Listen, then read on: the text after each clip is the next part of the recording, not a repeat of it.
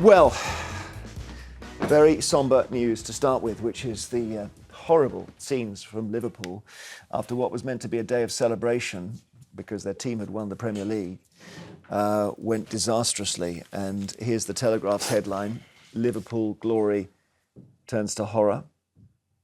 I'll show you the iPaper as well, same word, horror, at the victory parade.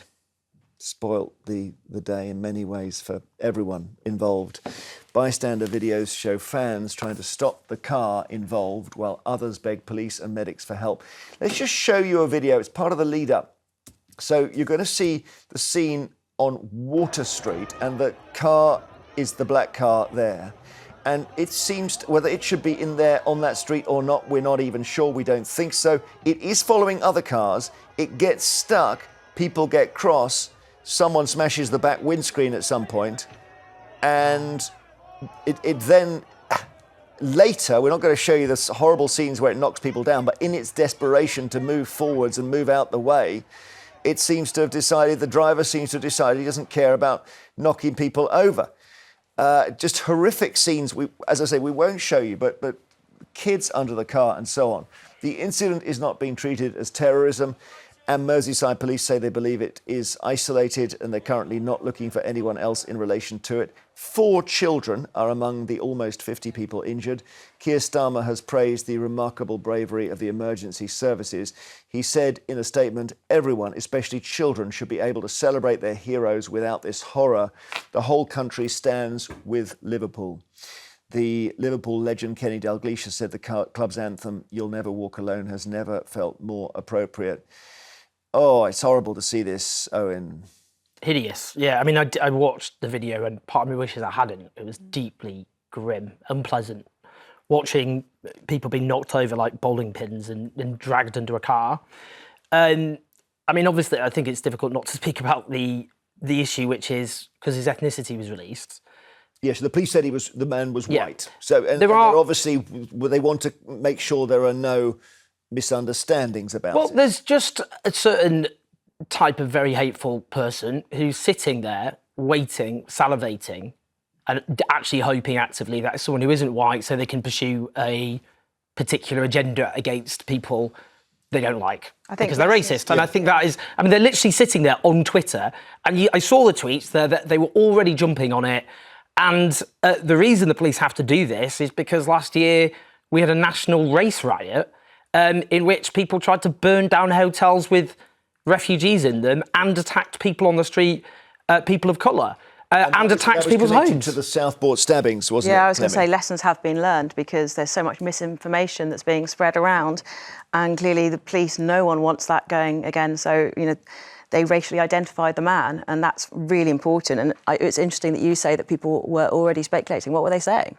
They're going, oh, but it's a Muslim, right. all piling in, and just they were excited about it. You could see they were getting a thrill out of it. They were getting dopamine. Yeah. They were getting dopamine, hoping that they could then pursue the racist agenda. I mean, they didn't care about the people being hurt. No, and of course that is, in a way, what you hope is this is something completely isolated. It is not a terror attack. It doesn't make any. If you're a victim of it, it doesn't make any difference what the motivation is.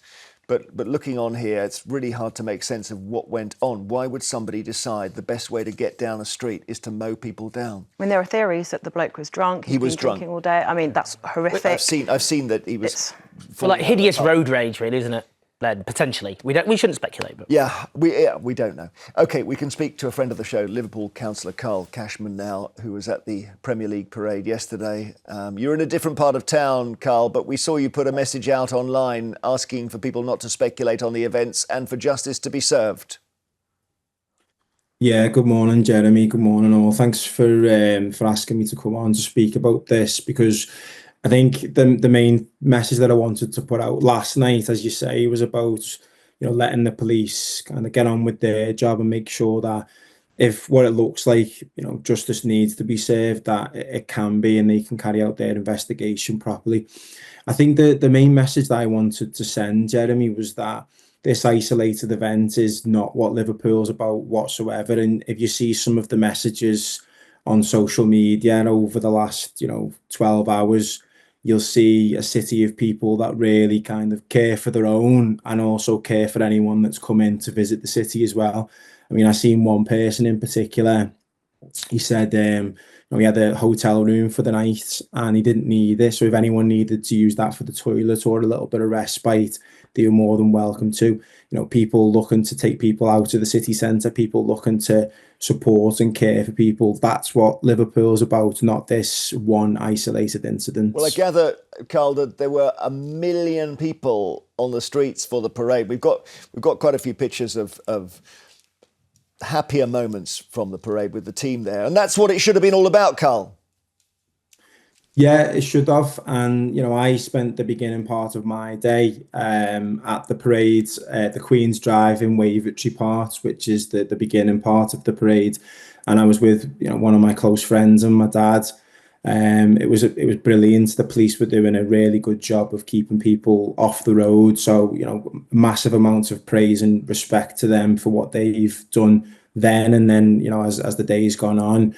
And for me to be in that situation and then, being in the pub with my dad, at one point I had a video on Instagram of me singing "You'll Never Walk Alone" with my dad. And then the next video is a video, I realised this yesterday as I was scrolling through. The next video is a video of me talking about the events, and to go from that kind of elation and joy to that kind of devastation in a matter of 2-3 hours was just appalling. And I think the people of Liverpool will be really sad in their heart to have gone from such joy and elation to devastation. Well, thank you so much for joining us, Carl. Thoughts with the city at this time.